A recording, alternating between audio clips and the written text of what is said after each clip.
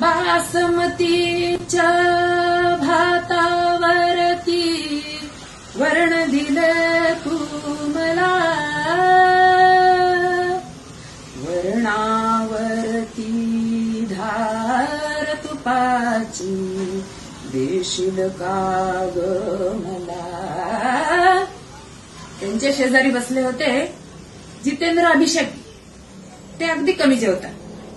त्यांना वाढायला लागल्याबरोबर ते काय म्हणतात, माझे जेवण झाले झाले, भात असो की सूप असू दे, पुरणपोळी वा भजी असू दे, काही नकोसे झाले झाले, माझे जेवण झाले झाले.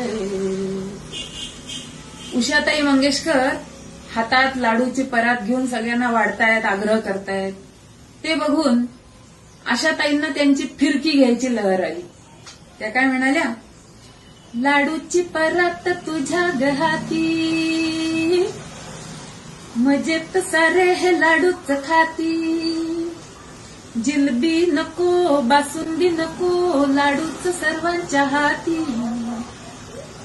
बदाम काजू आणि बेदाणा कुठं दिसना मला, बाई बाई कुठं दिसना मला, इथं दिसना इथं दिसना, शोधू कुठं दिसला ग बाई दिसला, मला लाडूत बेदाणा दिसला ग बाई दिसला.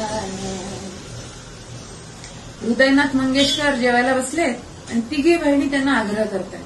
ते काय म्हणतात बघा, नको दीदी आता आग्रह मज करू, पोट माझे अगदी पूर्ण भरले, नको दीदी आता.